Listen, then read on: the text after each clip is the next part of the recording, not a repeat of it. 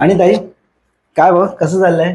बँकेची नोकरी सोडलीस, आता म्युच्युअल फंड चालू केलंय, इन्व्हेस्टमेंट कसं काय चाललंय, कसं तुझ्या बिझनेस? खूपच छान चाललंय मितेश.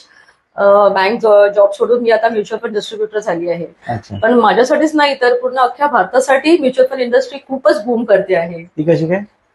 गेल्या शनिवारच्या टाइम्स ऑफ इंडियामध्ये म्युच्युअल फंड इंडस्ट्री बद्दल खूपच छान एक लेख आला होता. बरीचशी हम्म, आकडेवारी दिली होती त्याच्यामध्ये. अच्छा, मी तुला एक थोडक्यात 3-4 पॉईंट सांगते. प्लीज सांग. म्युच्युअल फंड इंडस्ट्रीचा जो एयू असतो, एसेट अंडर मॅनेजमेंट, तो 72 लाख कोटींवरती पोहोचला आहे. आणि इन्व्हेस्टर्स आहेत, इन्व्हेस्टरची संख्या 5 कोटींच्या वरती गेली आहे. आणि लहान शहरं पण मागे नाहीत हं.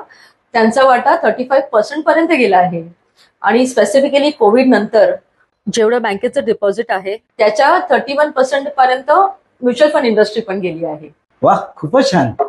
मितेश, बघ, प्रत्येक घरामध्ये एकतरी इन्व्हेस्टर असतोच. हो, असतोच. म्हणजे आपले आई वडील म्हणा किंवा आजी आजोबा म्हणा किंवा भावंड म्हणा, म्हणजे कोण ना कोणतरी इन्व्हेस्टर हो असतो. हो हो. तू मला सांग, लोक कुठे कुठे इन्व्हेस्ट करतात?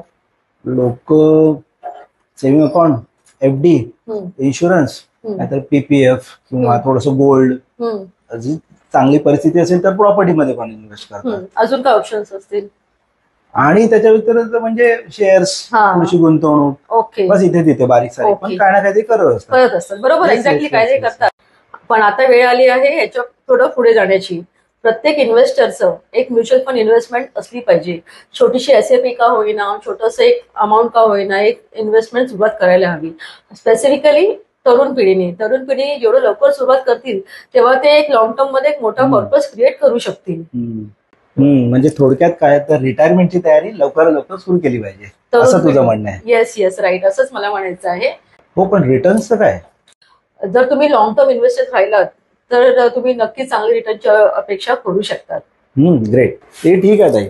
पण कसं आहे ना, बऱ्याच लोकांना ते इन्व्हेस्टमेंट म्हणजे नक्की काय, एसआयपी म्हणजे म्युच्युअल फंड, पण त्यातलं जे काय डिटेल आहे कोणाला माहिती नाही पडत बऱ्याच लोकांना. तर त्याच्याबद्दल जरा डिटेल मध्ये सांगशील का, नेमकी कशी आहे गुंतवणूक? बरोबर बोलतोयस तू. खूप लोकांना असं वाटतं की म्युच्युअल फंड म्हणजे फक्त एसआयपी, पण त्याच्यामध्ये नुसतं एसआयपी नाही, बरेच पर्याय आहेत. अच्छा, वन टाइम म्हणजे लमसम इन्व्हेस्टमेंट करू शकतात. नंतर इमर्जन्सी फंडसाठी लिक्विड फंड्स आहेत. रेग्युलर इन्कमसाठी एसडब्ल्यूपी आहे. टॅक्स सेव्हिंगसाठी एएलएसए स्कीम्स आहेत. शॉर्ट टर्म गोल्डसाठी डेट फंड्स आहेत. अच्छा. आणि डिजिटल गोल्ड सुद्धा खरेदी करू शकतात, बरं का.